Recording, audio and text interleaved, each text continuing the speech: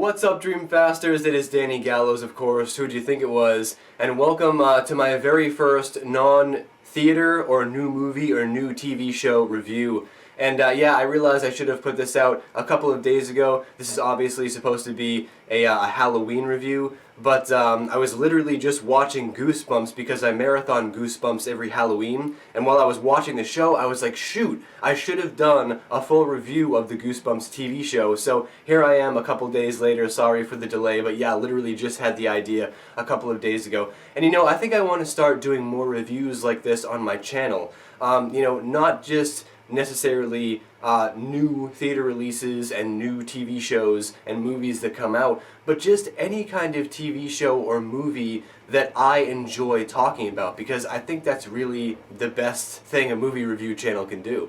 Oh, and by the way, if you guys happen to hear a lot of noise in the background there, they are doing building construction right outside of my apartment right now.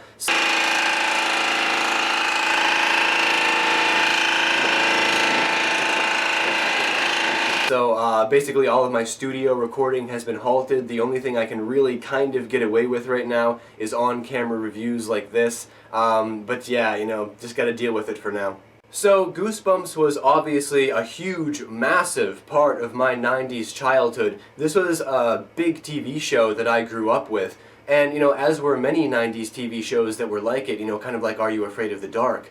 But the thing about Goosebumps was that it was geared towards a very young audience, so in many ways it was kind of like a rite of passage to get to shows like Are You Afraid of the Dark? And what Goosebumps really did, for me at least, was that it kind of instilled and created my love for horror and my love for scary stories, my love for ghost stories, my love for the paranormal, right? That all exists today because Goosebumps, man, they lit that match and they started that flame.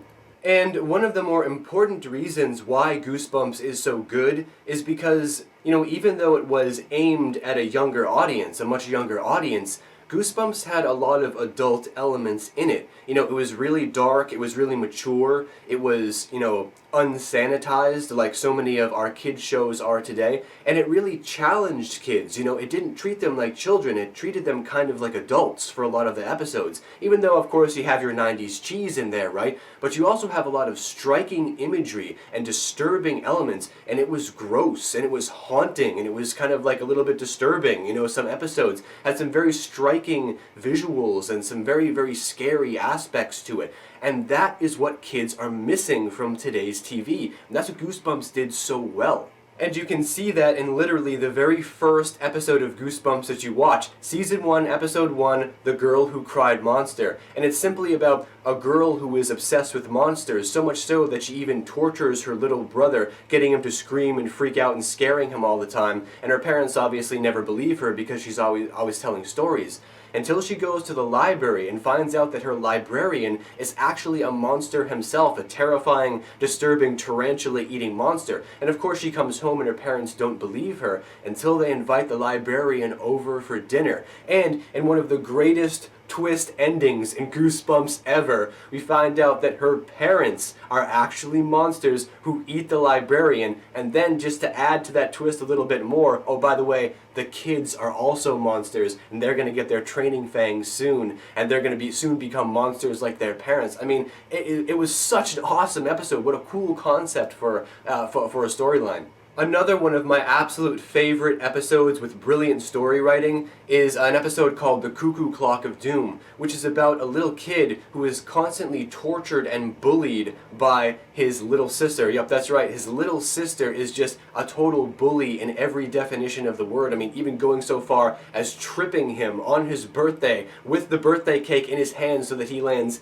flat on his face in his own birthday cake. I mean, she is mean, mean, mean. The meanest little girl that you've ever seen in your entire life. Until his father goes to the antique store, brings home this antique grandfather clock, which is a cuckoo clock, and he discovers that by flipping the bird's head backwards, the time will actually reverse. And each time he goes to sleep and wakes up, he's about 6 years younger. And the story is about him as his younger self, even as a baby, a little toddler, trying to get to the antique store so he can flip the bird's head around right again and get time to move forward again. And in doing so, he even accidentally erases his little sister from the timeline. I mean, this show was way ahead of its time in terms of story writing for what was available for kids at that time.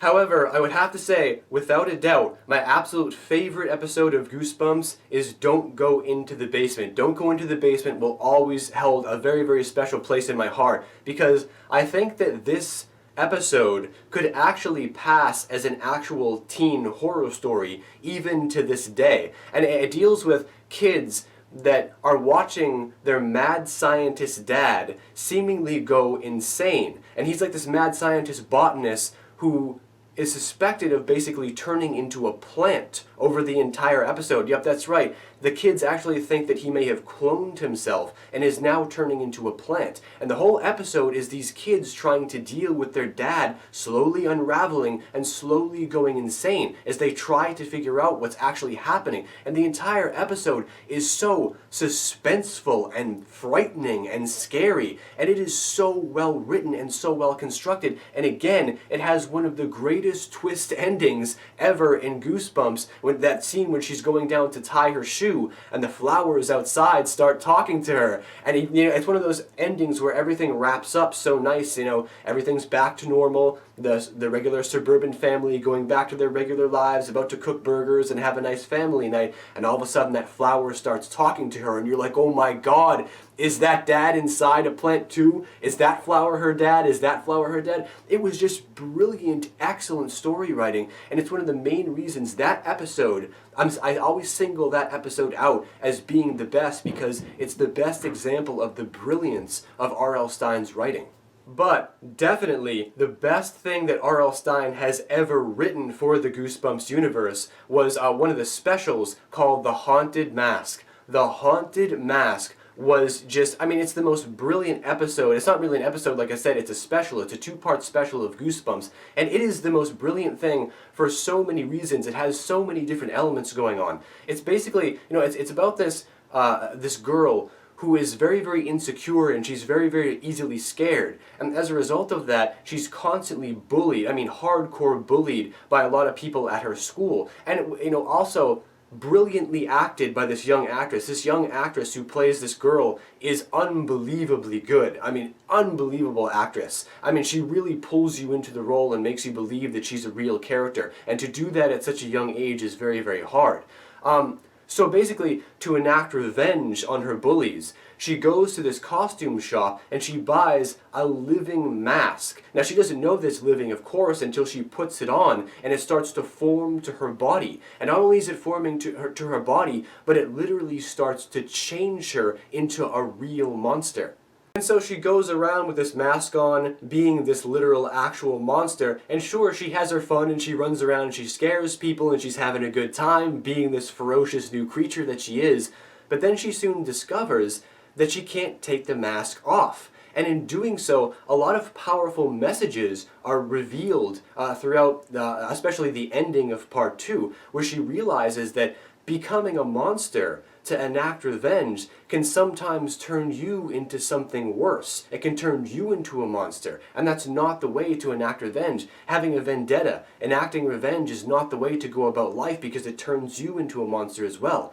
And the more you try to cover up your own insecurities, the more they show, and sometimes can leave a permanent mark, right? There's a lot of powerful messages, a lot of deep metaphors, something the Goosebumps did sometimes directly, like in The Haunted Mask, and sometimes subtly in other episodes. But no matter how you look at it, it is pure genius. So, yeah, R.L. Stine was basically the Rod Serling of the Nickelodeon universe. Right, like that's essentially what it was, Goosebumps was realistically the Twilight Zone for children, right? And that's why it was so important.